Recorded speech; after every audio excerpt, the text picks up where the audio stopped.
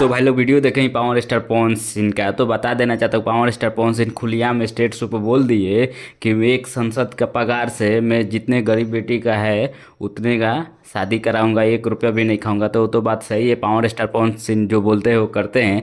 एक बात और कह देना चाहता हूँ, पावर स्टार पवन सिंह तो चुनाव प्रचार करने में पूरा बिजी हैं। ये ज्योति भाभी भी, उनका भाई ऋतिक सिंह सब मतलब चुनाव प्रचार कर ही रहे हैं।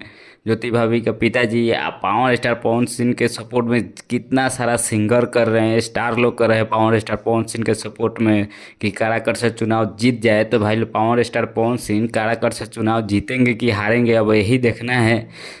1 तारीख को तो वोटिंग होगा काराकट में, तो देखना है कि पावर स्टार पवन सिंह का रिजल्ट क्या आता है। आप लोगों को क्या लग रहा है, पावर स्टार पवन सिंह जीतेंगे कि हारेंगे? आप लोग कमेंट करके बताइएगा।